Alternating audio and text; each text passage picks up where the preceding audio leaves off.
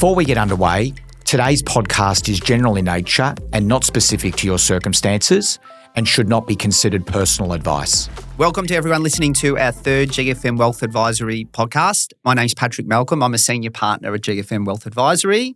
I'm here with our managing partner, Paul Nicol. Welcome, Paul. Patrick, good to be here. That's really good. And James Malliaros, first attendee on a GFM Wealth podcast. He's been very nervous.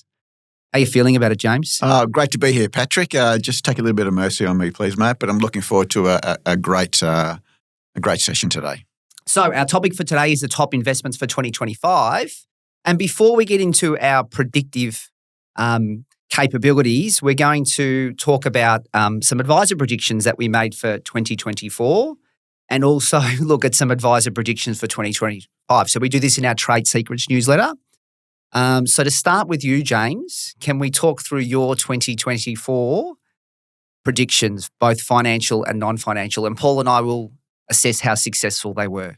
Well, my non-financial, Patrick, was there was going to be an election at the back end of 2024 in Australia. That's a big red cross. So it's a big red cross, unfortunately. Plenty of other elections around the world, but I didn't quite pick the one for Australia. So no good there. And my financial was that Australia was going to avoid a recession. That's a big green tick. So there you go. I'm happy with that one. 1 out of 2 ain't bad. Yeah, it's not bad. 50%. 2025 predictions, James. From financial, Patrick, I reckon that in a declining interest rate environment, which clearly we've started here in Australia, I think the small cap sector in the Australian Stock Exchange looks pretty attractive. And from a non-financial, This is very long-winded, James. Yeah. Please tell us. Okay, so from a non-financial, I'd reckon the bromance between Trump and Elon Musk, I reckon won't take long before it busts up, and then shares in Tesla take a bit of a hit. Okay, there's a bit to that, James. We'll assess that as the year goes on. Paul, 2024 predictions. 2024 predictions. Financial first, please. Yeah, I predicted that A-REITs would be the best performed asset class for calendar year 2024. Big Bingo. tick. And I got that right. Very good. And my non-financial was a double-pronged. I said in the AFL, the Swans would win the flag and Carlton would miss the 8. And I was very close. Very close with which one? Swans just had a bad grand final day. And Was it close or far, James? Carlton no chance, just mate. scraped into the 8. Yeah. So, and then looking forward to 2025, my non-financial prediction, I've got to go again, don't I? Yeah. You do. I'm going to say the Swans Double up. will win the flag this year in 2025 and the Storm will win the NRL. Okay, both losers from last year. Yep. I think they'll hit back. I can't remember what my financial prediction was. For this year? Yes. Oh, goodness me. We'll come back to it. We'll come back to you. My predictions for 2024. My prediction for 2024, I'm very proud of my non-financial prediction, James. Which was? That was Biden would get replaced as a Democratic nominee. And this was it was a very long range. He'd got the nomination. So I was right on that. Right on the mark now. I was Well a bit more done. bearish than you about the Australian economy. Okay. I thought the cash rate would be 3.6%. No joy. Didn't move. Yep, fail. Now, my 2025 prediction isn't going to be very popular from a financial perspective. I think the Commonwealth Bank share price will fall below $120 at some stage throughout the financial Still year. actually at 120, but Yep. So we'll see how we go with that. I won't be very popular with our clients if it does get to that level, but that's okay. And my non-financial prediction, which is sort of starting to evolve, is that we do get, I'm a bit of a golf fan, we get a resolution between Live and PGA, and there's some sort of, I guess, coming together of the two golf tours. So I think by this stage next year, there'll be a resolution.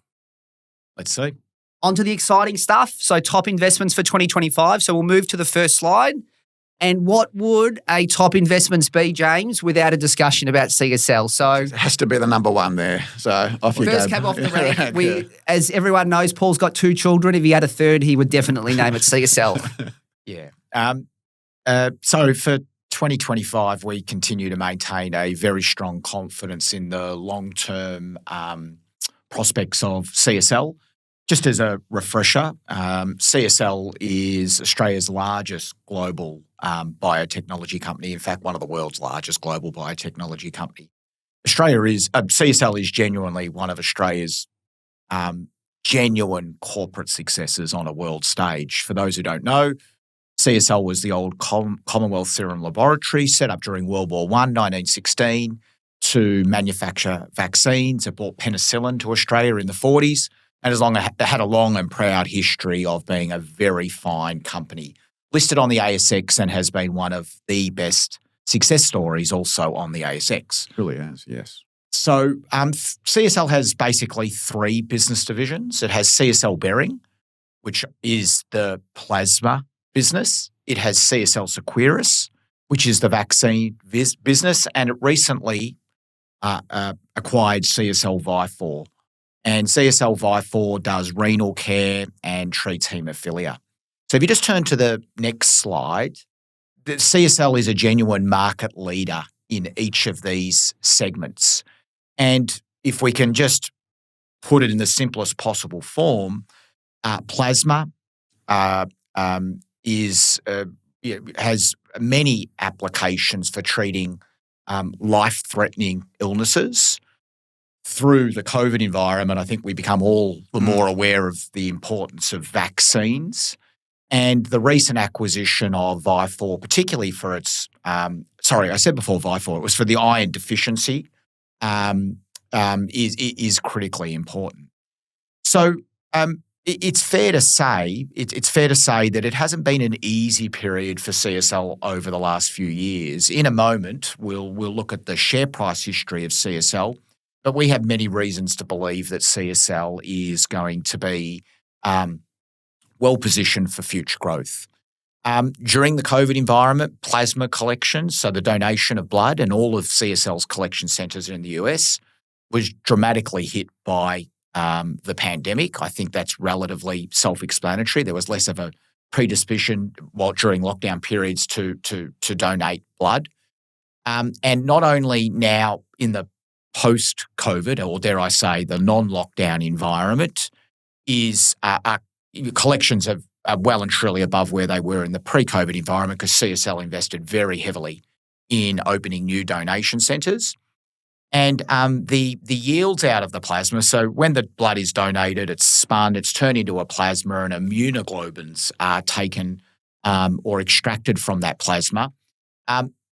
Historically, there was a lot of waste in the collection of the blood, and the yields that they were getting out of the blood, the immunoglobulin yields were not as effective as what they are now. There's less wastage. So in a rapidly increasing cost environment, this is something that's been difficult for all the healthcare companies post the COVID lockdown environment, certainly since COVID started.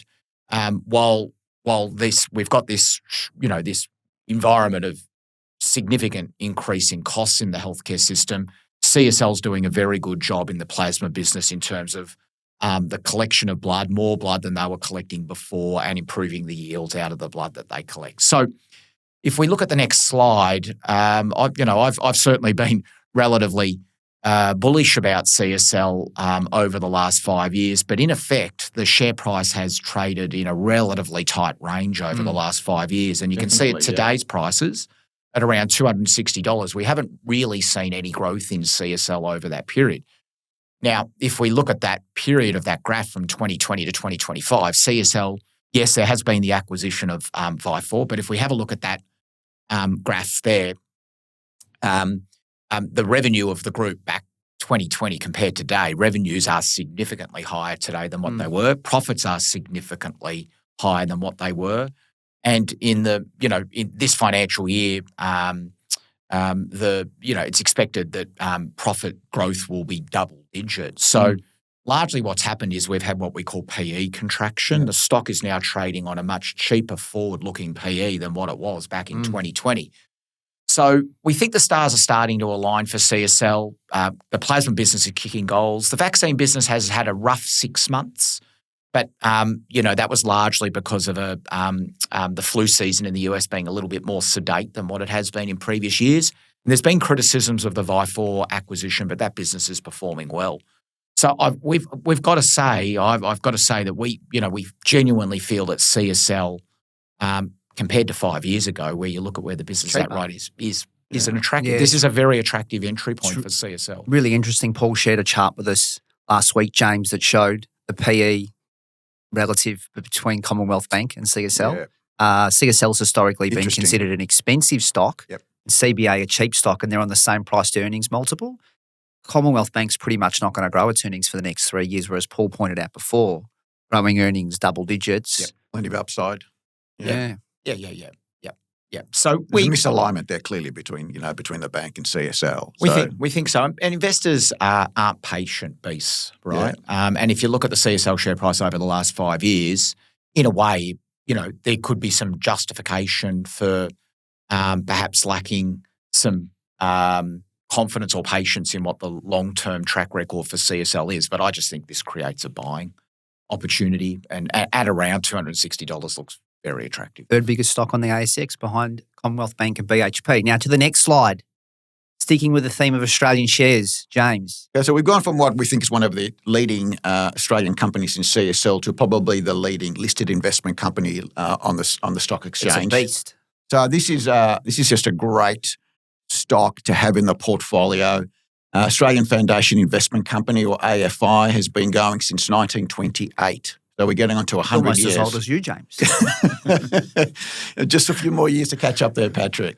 And it invests in a diversified portfolio of Australian companies with the aim of providing long-term capital growth and a really steady, fully franked dividend yield. And I think that's the key. It's been it provides a very, very attractive ongoing, fully franked dividend yield. It's a diversified portfolio of Australian companies in different sectors of the Australian share market, which really obviously mitigates risk. So we're not concentrated in any particular sector. You look at the portfolio, it's across different industries, different sectors of the Australian economy. One of the other benefits as well too is you've got a great listed investment company with a very low management expense ratio of only 0.15, and that's by industry standards, that's very low, guys. I think you'd probably agree there. Exceedingly low. It's cheaper than a lot of exchange-traded managed funds for active management. Yeah. And one of the benefits we like as well too is that it just does a great job but doesn't charge any additional performance fees, which we think is very important. So moving to the next slide, James.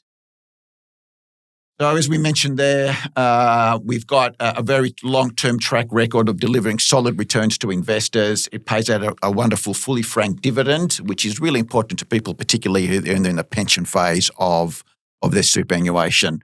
On current metrics, it's paying somewhere around about 3.6% dividend yield.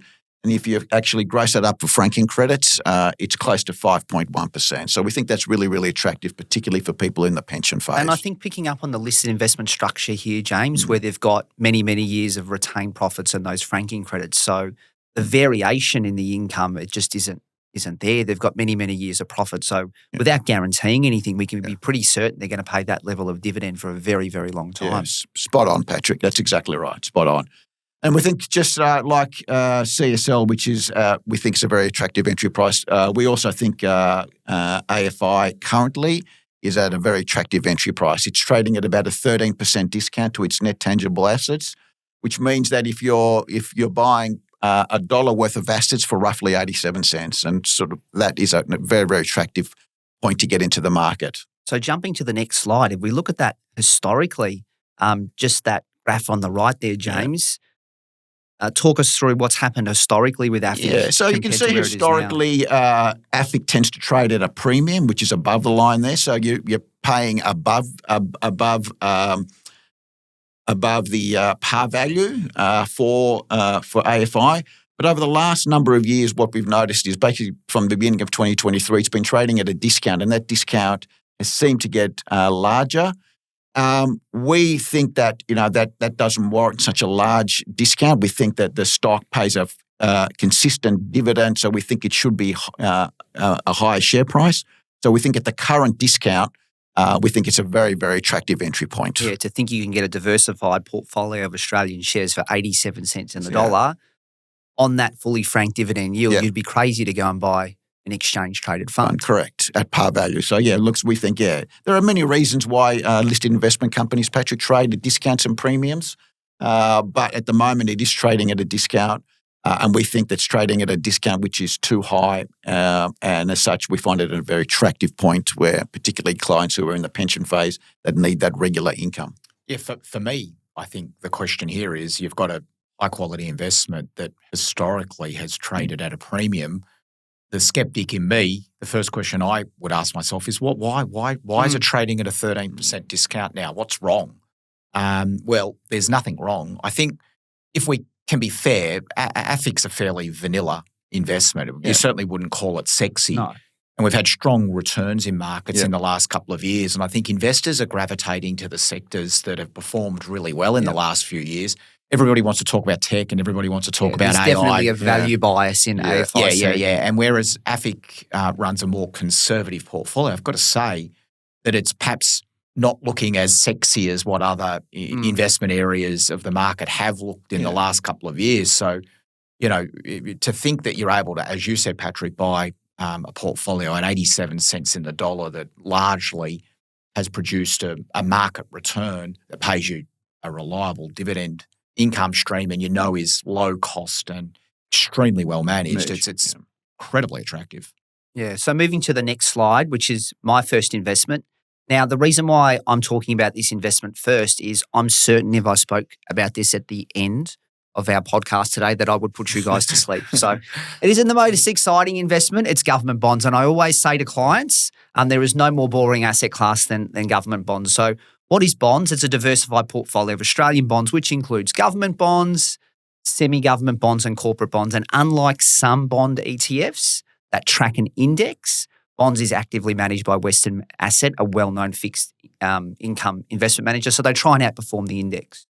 So they try and provide investors with a return that exceeds the Bloomberg Composite Bond Index over a 3-year period. So jumping to the next slide, why is bonds an attractive investment now? So one of the thematics in both financial markets and economies around the world over the last sort of 3 to 4 years is the fact that interest rates have moved off historical lows.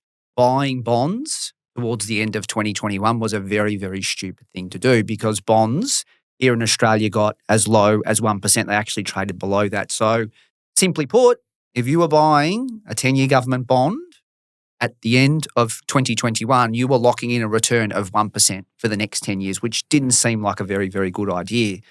Bond yields have risen quite significantly, so much so that the 10-year government bond rate, which we use as a proxy for what bonds are trading at, is sort of mid-fours at the moment, which is attractive. Right? Now, bonds have historically been a defensive asset class, which means they can be less volatile than equity. So it sort of adds some stability to your portfolio. The problem that's occurred in the last 3 to 4 years is because interest rates have gone up.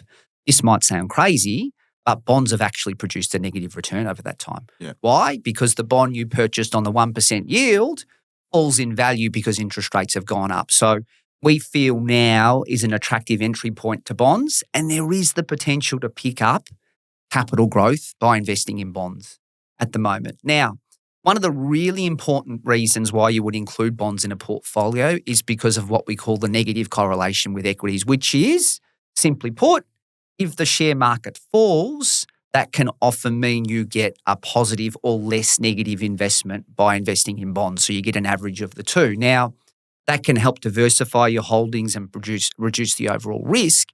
That wasn't the case at the end of 2021. With interest rates being so low, if you included them in a portfolio, they weren't adding any diversification benefits because interest rates couldn't fall any further. So we think it's a really attractive entry point, a very boring vanilla investment. We haven't been big supporters of bonds as an asset class, but we feel now is a really, really attractive entry point to think that you can invest in, government debt and get sort of mid-fours with the benefits of diversifying your portfolio and potentially a capital gain if interest rates were to fall. We think they're a valuable inclusion to a portfolio at this stage of the cycle. And if we jump to the next slide, you can see what the 10-year government bond yield's done there. So that point, sort of end of 2021, where 10-year government bonds traded below 1%, we're now back up to sort of mid-fours, which is an entry point we haven't seen since sort of the 2012, 2013. That's a very, very attractive risk-free rate of return, isn't it? Yeah. So, it looks like a good point to enter into that particular asset class. Yeah, so there are good times and bad times to include bonds in a portfolio, James, irrespective of their diversification properties. Yeah. But we feel now is a really, really good time. I'm not going to say an exciting time because I don't think it's an exciting investment. Do you think there's potential there for some good capital gains if interest rates continue to go down? Yeah, I think the way I often describe the inclusion of an investment like this in a client's portfolio, James, is I view it as a little bit of an insurance policy. Yeah. Yeah. To the extent that there's a substantial spike in volatility in markets or an event that we can't predict, generally speaking, in those sorts of turbulent times, interest rates do fall and you can pick up a capital gain. Yeah. So my view with this is it's nice to pick up that good running yield in the mid-fours with that insurance policy if things go off the rails for whatever reason or another. So this is clearly part of your defensive bucket in a portfolio where I was talking about CSL, which is clearly a growth equity, a growth Australian stock, and where you were talking about AFIC, which is a combination of hopefully share price appreciation and some income. This is clearly the defensive part of the client's portfolio. And I think one of the important points here also is this investment that we're talking about is an Australian bond fund. Not casting dispersions on other jurisdictions, but I'm not sure you want to own a Fijian bond or a Nigerian bond, right? Southern European bonds. Greece recently. This is Australian bonds. Strong quality government and corporate debt that has the highest of credit Very ratings. low sovereign risk, you would say, yes. Yeah, the default risk is extremely, extremely low. Never say never. Now, we move from the most boring investment to the most exciting investment, Paul. I lost rock, paper, scissors in the office, so I got bonds. The next slide, we've got Jade. Paul, talk to us about Jade. Yeah. So I think, a lot of our clients have an exposure to the Alliston Jade Australian Private Assets Fund. I think this is pretty straightforward. Alliston, through the Jade Fund, allows our clients access to a concentrated portfolio of high growth private Australian companies. Now, we spoke about CSL and AFIC, which are listed on the ASX. They're public companies. There is a growing trend both here in Australia and around the world of high-quality corporates or companies delaying their entry point onto an indices, i.e., it used to be the panacea of being a company that you try to get on the stock exchange as quickly as possible. Access capital and things like that. But now there are very good-sized companies that are growing into exceptional-sized companies that are deciding for a longer period of time to remain private. So to get access to some of these highest quality private companies is incredibly difficult because, as the name infers, they're private. They're not public. So we are able to leverage via Alliston and in the Jade Fund to Alliston's very strong network. Alliston has long been one of Australia's leading private equity or private asset investors. And under the expertise of the portfolio manager, David Leslie, Alliston have, they get the opportunity to have a look at a lot of different private companies and the potential to buy into these companies, giving our clients an exposure to companies that they otherwise wouldn't be able to get exposure to. So the beauty of investing in private companies is there's many different features of investing in private companies. Firstly, often you're not paying the demanding valuations of being on an exchange. These are private companies. Secondly, particularly in Alliston's instance, not in all the companies they own, but in the vast majority of the companies they own, they are significant enough investors that they can exert some control either at board level or some operational assistance to these companies. And, if these are founder-led businesses, and Alliston specialises in buying companies that, often are still founder-led, the founder's looking just to take a little bit of capital off the table, but still wants to partner with Alliston to grow the business. Alliston, really do form very strong relationships with these companies to assist them to grow. They see themselves as partner capital. So if you just change, or I'll go to the next slide, at the moment, Jade has a portfolio of companies that are some pretty well-known names. Most have heard about Mabel, the Care in the Home portal, SiteMinder, Prospector, Focus, As You Pay, DataZoo. Ellerston focuses via the Jade Fund on investing in companies that effectively are Australian technology companies. Disruptors, I suppose, in their field. Yeah, I think that's fair to say, James. Yeah. And the good news is that we've now been investing since the fund started in September 2019. And impressively over that period, the portfolio of companies that Jade has owned has returned 16.4% per annum. And when you compare that to the ASX 300, which has returned 7.7% over the same period, Ellerston, through the companies that it has invested in, has been able to achieve a return more than double what the ASX has over that period. Very impressive. And it's done so through buying in at perhaps less demanding valuations, partnering with these companies to help them grow, and then identifying potential exit points. And the good news is we've also seen Ellerston successfully transact on companies that have been purchased over the last few years. So I think that sense of control or operating influence at the company level that Ellerston can exert with many of the companies that they're invested in, combined by the fact that the private markets are far more sophisticated now, and the variety of options that are available in private markets is pretty wide, makes this a really attractive investment, and you tend not to get the volatility. Yeah. We know when you're investing in public markets that, we're subject to whatever's going on the day, whereas these companies are typically valued twice a year. Yeah. So you don't tend to get the volatility. And I've got to say, I think Ellerston takes a pretty conservative approach to the valuations in their portfolio. Public markets, particularly the tech sector of public markets, have performed very well over the last few years, and Ellerston remained pretty conservative with their valuations. So I think there's a good opportunity in the next 12 months for the companies that they're growing in that are all growth companies, not only to demand higher valuations because of the growth in the companies, but I suspect that there's more demand for technology the companies multiple now. of revenue you're paying for these private companies compared to publicly listed tech stocks, Paul, there's a very big discount, isn't there? Spot on. Yeah. So if we move to the next slide, you can see how it's performed since inception. Yeah, it's impressive. The cumulative return, that 16 compound % per annum, if you were reinvesting distributions, which we get our clients to do with this investment, 120%, James. Wow. Yeah, so impressive. my view about annualized return versus compound return. Sometimes annualized returns don't tell the story. Yep. I'd be pretty happy if I'd invested in 2019, which includes a good chunk of COVID, and achieved 120%. So, Paul, tell me, so in terms of this particular asset class, you could, off-market, alternative, would you sort of assign a particular percentage to it? It wouldn't be like a significant part of the portfolio. It's a good question. Yeah. Firstly, I think it's fair to say that private equity or private company investing probably sits in that alternative bucket. Yeah. And we've seen the large superannuation funds here in Australia, the largest being Australian Super.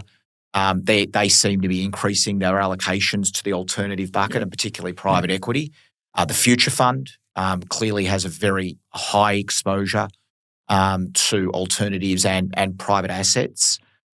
So this is largely risk profile dependent, I guess, as you move up the risk curve, because private investing in private companies doesn't come without risk. Will very much largely dictate how much you would allocate to this investment in your portfolio. But most of our clients that sit in that growth to high growth bucket, it's not unreasonable to think that potentially that private company investing could be around 5% of their portfolio, if not a little bit more.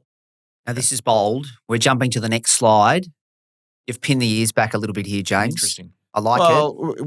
We've gone from a couple of investments that are very much loved to probably a company that in the property sector that's very, very, very much unloved over the last few years, particularly since interest rates started going up in the beginning of 2022. So the company's Dexus, the major real estate group involved in investing, developing and managing property. They manage and directly invest in high quality office, industrial as well, retail, as well as a little bit of healthcare across Australia. At 20 billion, office really is the largest part of their overall portfolio. Okay, and we know the challenges that commercial properties faced over the years, particularly post-COVID, work from home, valuations going down on the back of high interest rates. So it's been a very difficult sector, but there are some very good players in that area, and we think Dexus is probably one of the best ones there. In total, they've got over $53 billion in funds under management, and they actually manage about $40 billion in third-party capital. So they're a big player in the sector. So we jump to the next slide. So that, as well as owning and a property, they've got quite a few development in the pipeline. So we've got roughly $10 billion. They've delivered $10 billion of development since 2011. So it's been been very active in their sector. And they've also got about $15 billion in real estate developers in the pipeline at the moment. So they are very active. They do identify opportunities, and they think that in the future, over the next sort of 10, 15 years, there's some really good opportunities in that particular in real estate. We've slowly noticed some signs of turnaround. Dexus reported recently, as we know, all companies are reporting half yearly for December. Dexus reported recently their results. They made a very modest $10.3 million profit after factoring lower valuations from some of its properties, but that's a significant turnaround from a year earlier when they posted an interim net loss of almost $600 million. Which came from those revaluations. Correct. We came from significant revaluations. We're starting to see things turn, and that's the reason why I suppose a company like Dexus is starting to interest us as an organisation, I think. Yeah, we've done a little bit of work around it, but I think that's where we're starting to see that turn in valuations and companies like Dexus starting to make some profits. Jumping to the next slide. So there's the CEO of Dexus.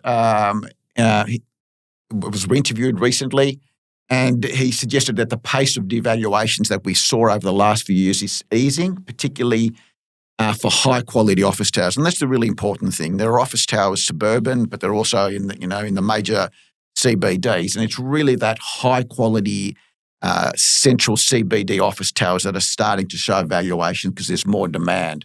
There's a push from, and part of the reason why there's more demand is because there's a push from some of the larger employers, to start to get the staff back into the office again. I think the work from home full-time is starting to ease. We're starting to see more of a hybrid model, more people going in on a more regular basis. So there's more demand for that office space. And particularly in Sydney, we're starting to see a significant increase in the take-up of space and starting to see and some of those lease incentives that Dexus had to provide to get people to lease the office are starting to come down. So they're really basically people are coming in, the demand is there, and the incentives aren't as high as they used to be. Talking through the concept of an incentive, James, this is effectively Dexus needing to offer a discount on the rent to seduce people into a building. Correct. And obviously with demand picking up, those incentives are decreasing. Correct. And obviously, I think they got up to 50% in some instances. It was quite, that's right. Yeah. Spot on, Patrick. It was quite large. And maybe more sort of the balance of power shifting towards the landlord away from the tenant with this pick-up in demand. Particularly the pick-up in demand, the supply hasn't been in there. And so we're noticing, so particularly in Sydney, the central CBD of Sydney starting to show some real recovery. So we think from the data is clearly pointing to a recovery, and also to a potentially fast recovery, because as valuations come down, we're starting to see them come up, but they tend to go up very, very quickly. Okay, so as the demand increases, valuations go up, but from valuations from a low point, they'll start to go up very, very quickly. Yeah, and there is a little bit of leverage in Dexus as well, which obviously impacts with falling asset prices, but can help you on the way up as well. Correct, helps on the way up. Melbourne's a different story though, James. Well, it is. Melbourne is still obviously an issue. The CEO of Dexus did say that, and you read around the financial magazines and things like that, Melbourne is still, it's lagging.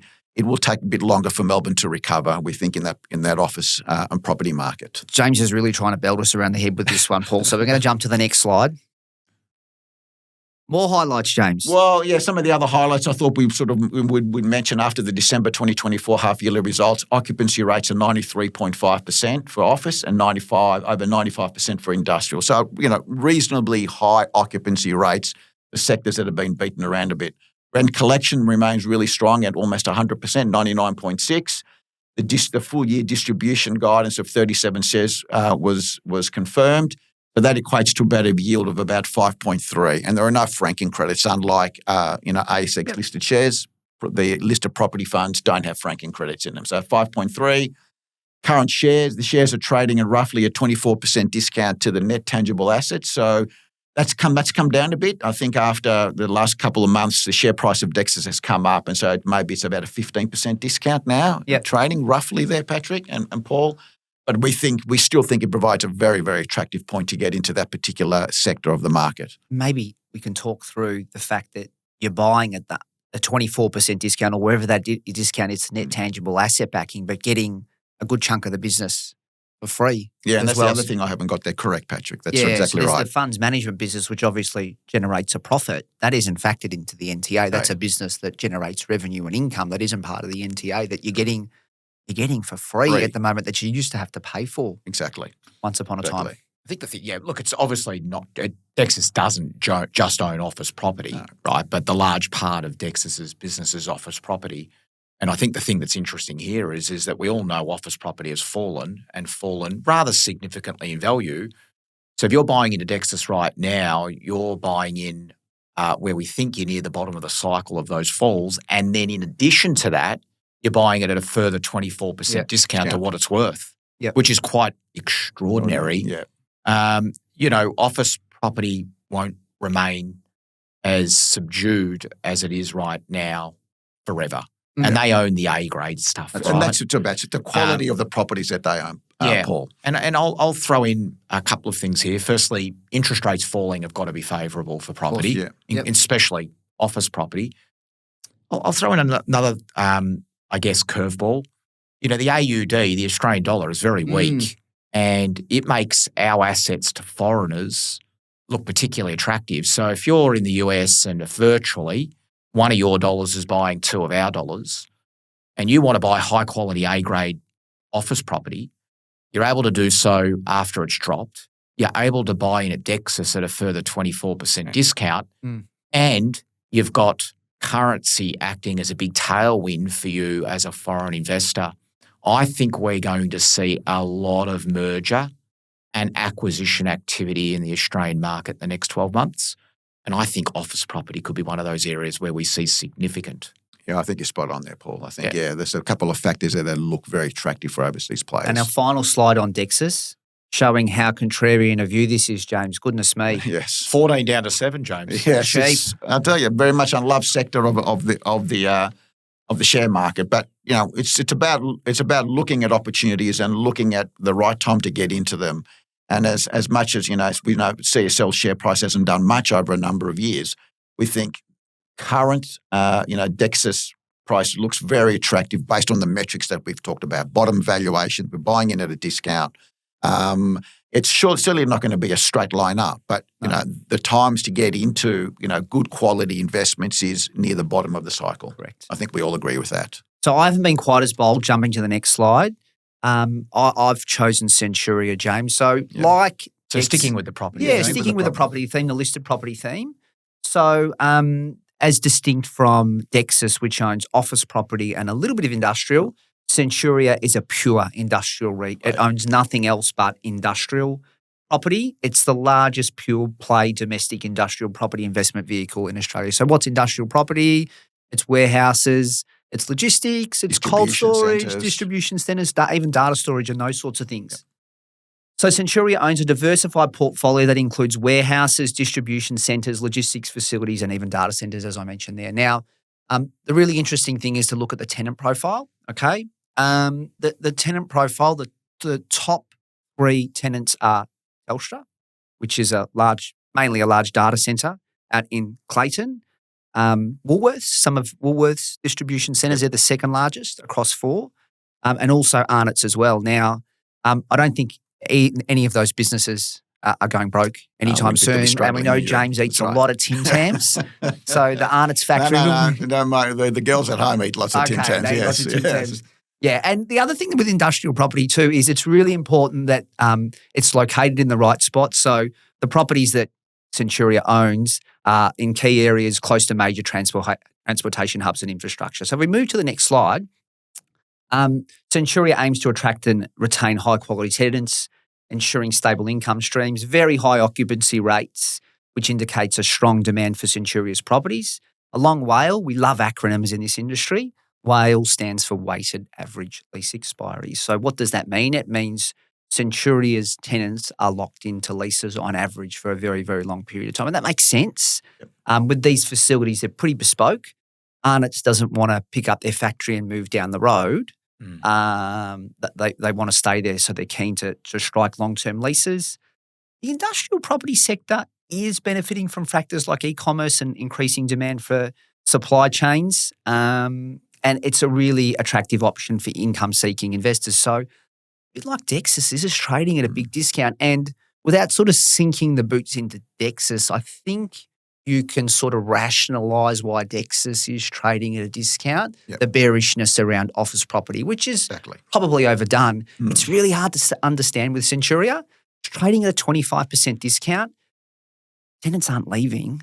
High occupancy rates. I think interest rates have played into it a little bit. Centuria carries some debt, and it is more expensive. And I always think with these investments like a Centuria, because of the income profile of the investments, they do get compared to investing risk-free. Why would I invest in Centuria? Bond rate or something that's like right, that. James. So why would you invest in Centuria when it's paying a 5% yield when term deposit rates are 5%? Well, I can answer that because you do expect Centuria to produce some capital growth over time, although it hasn't done that recently. And you're also expecting that income stream grows as well. So, 25% discount. Looks super attractive. A couple of really interesting things with Centuria that have sort of emerged through some ASX announcements as we move to the next slide, which shows the share price again has been knocked around. Got above $4, you're able to pretty much buy it at $3 at the moment. A couple of really interesting things. The barriers to exit, I think, with office property and retail property are quite low. Yeah. This day and age with an office property, although it's painful to pick up and move from one office to the other, it's not really hard to do. And the same goes with retail as well. Yeah. Whereas with industrial property, it's really, really painful. Okay. So what that means is once a tenant gets in one of these places, they generally like to stay there. And that sort of power dynamic is ultimately in the hand of the landlord, which is Centuria. So as Centuria are renegotiating leases, they're reletting the properties at a higher rate than they were previously. And there's this view that the income profile of Centuria is a little bit underbaked because as they go through this reletting process across their portfolio over time, the income will increase. The other thing with Centuria and all listed property assets is people saying, well, that's the value in the balance sheet, so to speak, but is that really the value? So as an example, if you've got an office property that's worth 600 million and one down the road that was worth 600 sells for 500, some people start to ask question, are those valuations robust? Correct.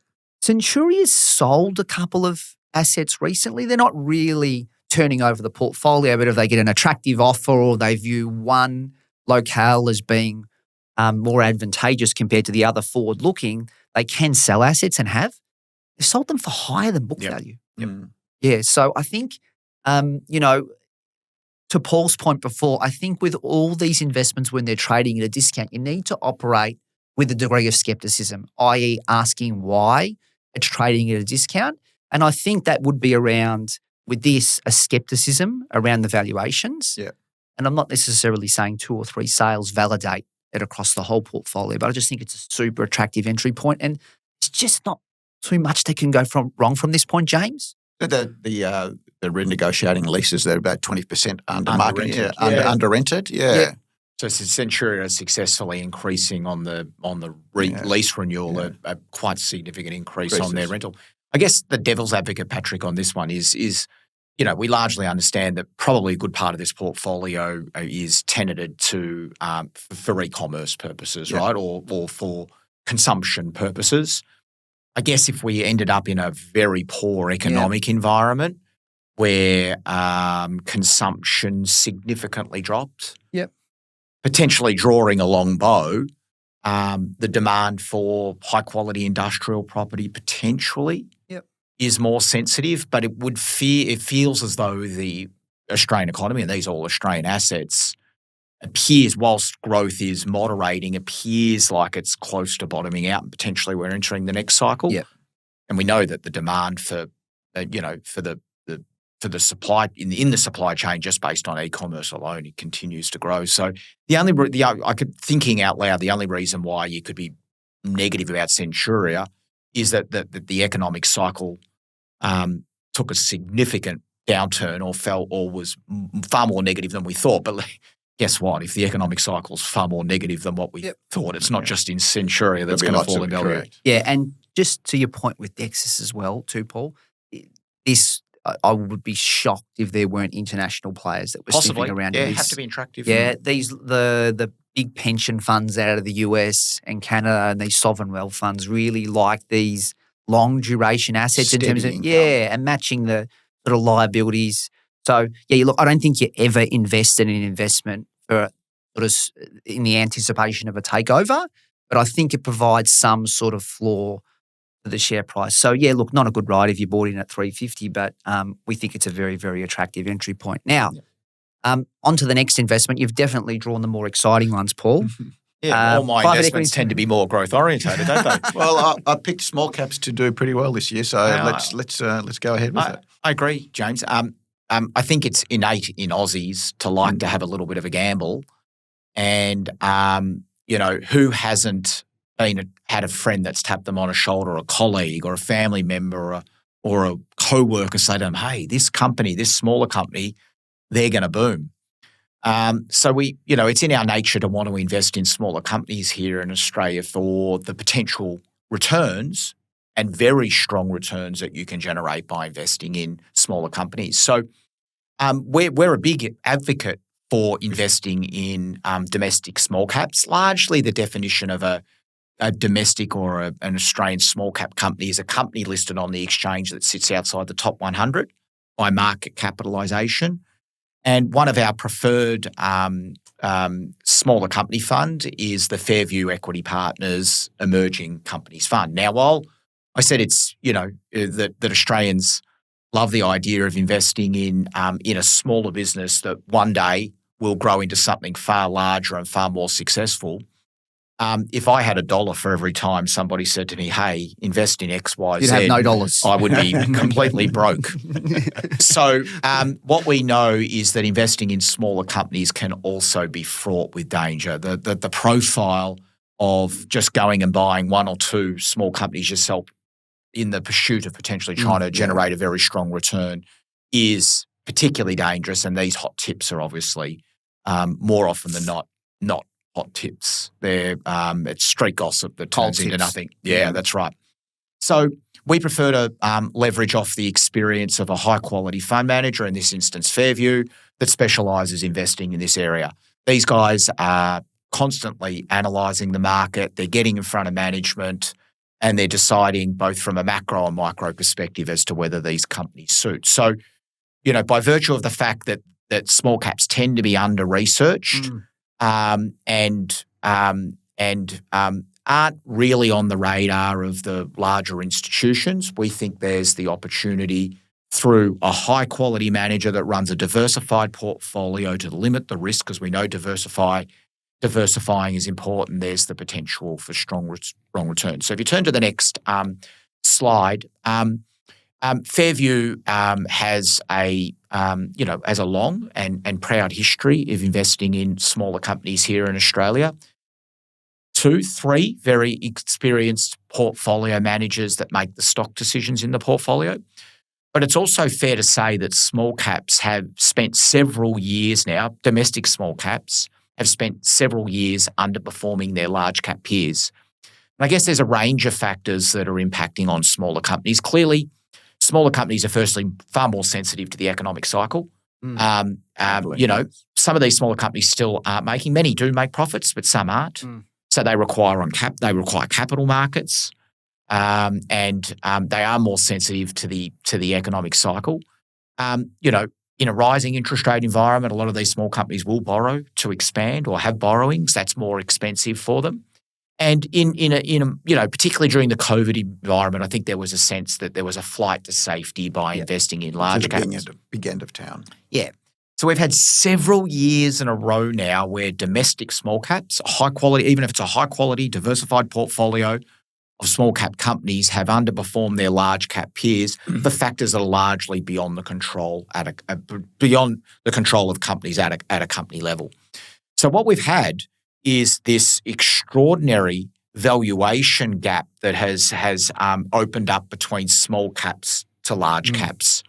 And in fact, using rather traditional valuation metrics, compared to large caps, small caps are now trading at almost a 2-decade discount to their large cap counterparts. So if we were to see an improvement in the economic cycle, if interest rates fall, and if confidence at a corporate level is strong or strengthens, I think there's a real chance that domestic small caps could perform very well. And we know that through our partner investing in small caps, Fairview, that we have the confidence in them picking up in that improvement in the sentiment towards small caps. And if you turn to the next slide, and that confidence is largely driven by a very strong returning profile. Investing in small caps doesn't come without volatility, and you can see that graph there.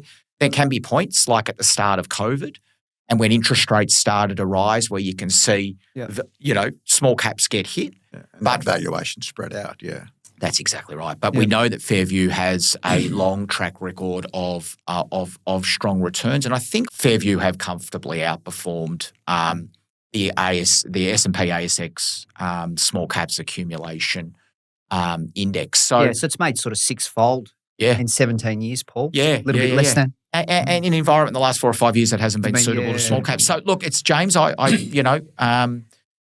There's been a few green shoots of recent times that suggest that small caps might start to outperform large caps.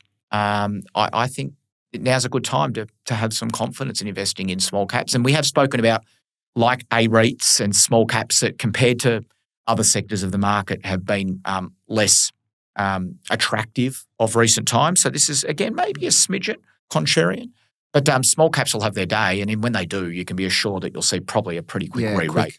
Yeah, it's been about the banks, it's been about the technology companies, that's right, and they've all shot the lights out. But it's these other sectors that we think that sort of prime now to start to see some value there now, and I think will be good to invest over a longer term basis. So if we jump to the next slide, James, I think as you start to talk about it, Aorus, we are to an extent picking up on that same theme at a global level with this investment, but I'll let you talk through that. Yeah, so first of the international ones that we're looking at today, and Aorus is again one of our favoured international managers. Founded in 2017, 100% owned by staff. So they've got when we've met the people that run the show there, and they're just very well, not very knowledgeable people that know about international shares. The portfolio is different to, I suppose, you get a lot of other portfolios out there in international. It's really a very highly concentrated global equities portfolio of 15 stocks only. So that's it, maximum. And if they take one out, they'll put one in and vice versa. So it's really it's a very concentrated portfolio. Their view is that, there are some good quality business out there, but they just go for the best 15 and can really research those companies very thoroughly and keep on top of them on a regular basis.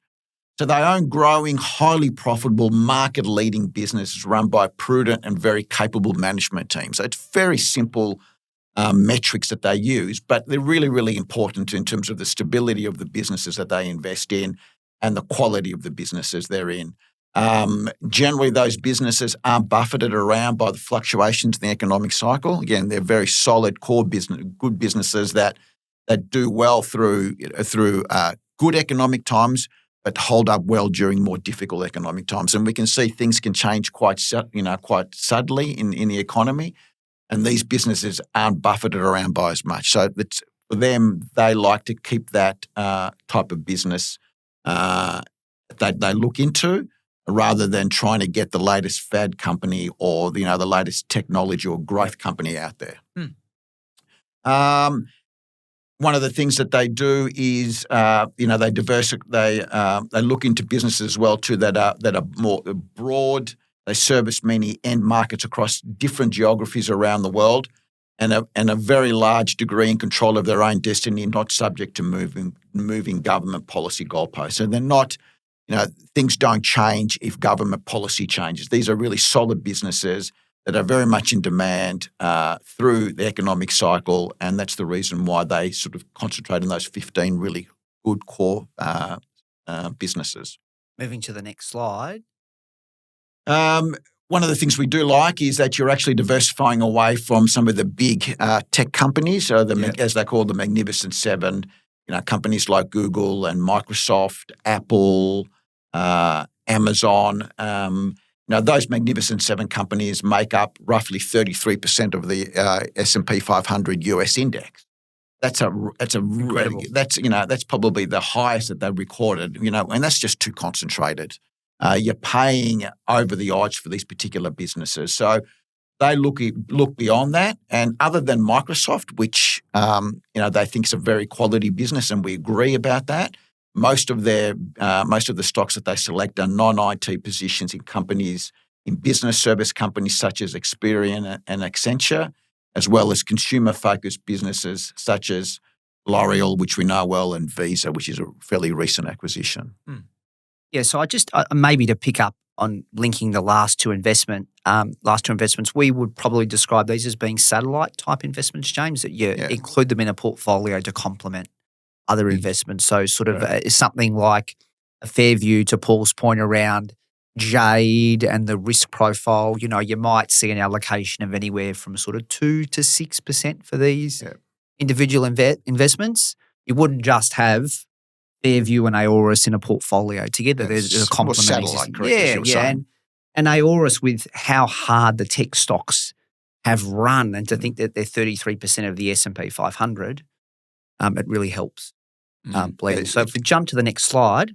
Some of the action that we've seen Aorus over the last 12 or so months, they're not, they'll sell positions in stocks that they feel are overvalued, and examples of that are in mid-2024, they sold out of their positions in well-known and very successful businesses such as Costco, which we all know, very successful business model in the US.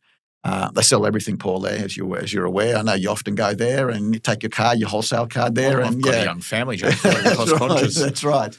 So Costco, and another one is LVMH, which is Louis Vuitton Moet Hennessy. So it's the luxury end. Two slightly different companies. Two slightly different companies. Louis Vuitton, correct, and Costco, market leaders in their field. Costco and LVMH, and they sold out of those purely on valuation grounds. They're not afraid to get to a particular they stage don't fall in love with stocks. Correct. They're very disciplined on valuation grounds. Exactly right, Patrick.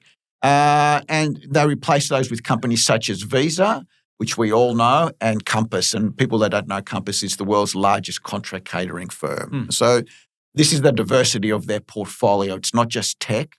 You can see that also too, that good solid businesses like Costco and LVMH, if they get to a particular valuation, they're not scared to let them go and look for other value elsewhere in the market. And I think importantly with this investment, you can get hedged and unhedged, which is just interesting, not meaning to predict the direction of the dollar at the moment, James, but you can access it as an unhedged version and as a hedged version. Depending on what your view is around currency. And look, currency is a difficult, concept. There's a whole bunch of different factors that have an effect on currency.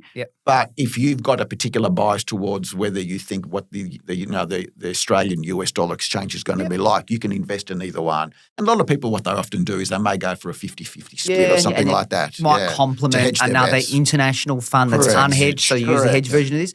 I must say, I think hedging's a really interesting with this strategy, because you ultimately want the underlying returns of their stock picking to come through. So that's the difference. That's the thing here with this fund. You don't want the currency to have an effect on that. Yeah, they get the stocks right, but the currency does the wrong things. Doesn't go in there, correct. Yeah. So if we jump to the next slide, you can see the performance since inception, which is strong. James? It looks very, very, very promising. And, as I said, their investment process is very sound. So just to remember with this, in an environment that's been very, very hard for a manager that's been underweight the Magnificent Seven. So you can see the S&P 493, James, which is 493, yeah, the 500 minus the Magnificent Seven. The S&P 493, it's got a nice ring to it. Yeah. I've heard it called all other names, but anyway, the not so magnificent 493 and all that sort of stuff. But it just tells you that a good stock picker can still find value in a tough market. So we're going to stick with the international theme. My investment last, on to the next slide, is the WCM Global Growth Fund. So I'm going to talk about the fund manager, and then I'm going to talk about the intricacies of this investment and why we think it's attractive. So WQG invests in a select group of global companies, primarily in the consumer, technology and healthcare sectors.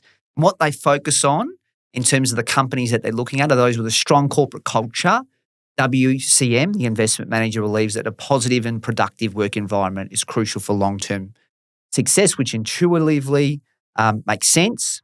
Sustainable competitive advantages. So these are factors that protect the company from competitors such as strong brands, unique technologies, or cost advantages. And we call this a moat. Yeah. High quality growth potential as well. So WCM seeks companies that can consistently grow their earnings and increase their market share over time. So if we jump to the next slide, the interesting thing about this particular investment is it's a listed investment company. Okay, so James spoke about AFIC at the start of the presentation.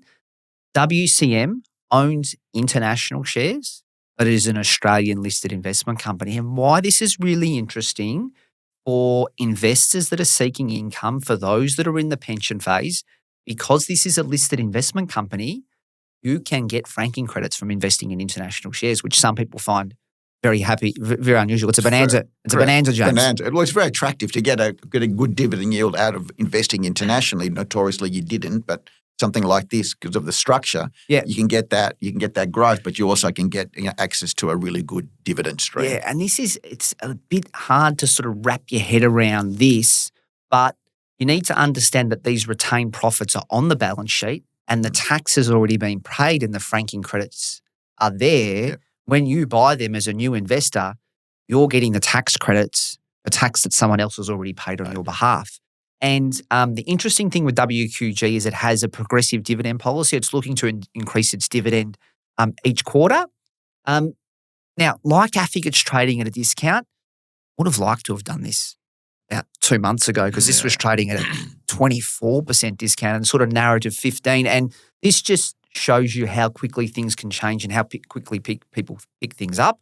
I think this investment trading on a dividend yield of 6%. So international shares notoriously have a lower income profile, and I'm not sinking the boots into AFIC here, but to think that you can invest in WQG, which is international shares, which supposedly have a low dividend yield, and they can produce a greater dividend yield than AFIC is very, very interesting. So you're buying it at a 7% discount as at the 21st of February. It's been better than that. Yeah, look, I'm not saying you wouldn't buy it at 7%, but 15% was a lot more attractive. And with all these things too, we have to make choices as to which ones we think are more attractive at particular points in time. There are other global LICs at the moment that are trading at sort of similar yields on bigger discounts. Again, you don't invest in investments just solely for takeover potential, and I wouldn't suggest that you would be buying WQG for the purposes of this, but this trend of listed investment companies trading at a discount, investors don't generally like that, James. Yeah. The fact that you can't sell your dollar for $1 gets annoying after a while. And there has been a proliferation of listed investment companies wind themselves up and turn themselves into an exchange traded managed funds. Now, I'm not going to get too deep into that other than to say when that happens, you can then sell out dollar for dollar. So this isn't what we call an arbitrage, Paul. It's not risk-free. But if this perpetually traded at a 15% discount, you'd have a lot of shareholders banging their heads on the table saying. And we've seen a fair bit where those LICs have been turned into exchange-traded funds because investors have wanted to get out at par value, but they haven't been able to. Yep. So they changed the structure. It's been, we've noticed it a fair bit over the last sort of year or so. I just think it ticks a lot of boxes. Yep. The underlying portfolio, as you can see on the next slide, the performance has been strong over a very, very long period of time. Now, this is the track record of the Australian investment. Yep. You just need to understand that WCM has been operating in the US for a very, very, very long time. 60 years, I believe. Yeah. So the long-term track record is exceptionally strong. And this is just whilst it's been available in Australia. Again, the downside of investing in international shares is it often comes at the compromise of income. That's not the case here. You're getting a good income and you're getting franking credits, which is very, very unusual, and you're buying in at a discount as Very well. attractive, yeah. Now, everyone knows I don't like odd numbers, but we've done 3, 3 and 3, which is 9. I would have been happy with a 10th, but Wow, they're our 9 investments. that's okay. We've been through our 9 investments. Again, I would have liked the even number, but that's okay. Paul, have you managed to recall what your prediction I've was? spent the last hour, Patrick, trying to remember what my prediction for this year was, and I can Financial remember now, prediction. James. That's So my good. financial prediction for this year is twofold, a bit like my non-financial prediction.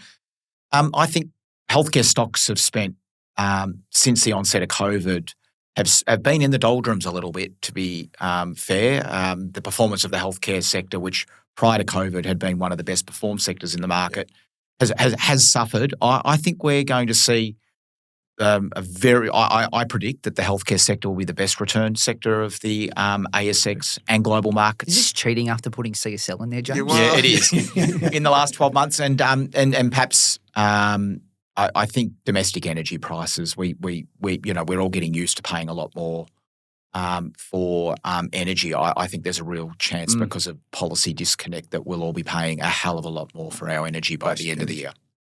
Not such a positive note to end on, No. but anyway. No, definitely not.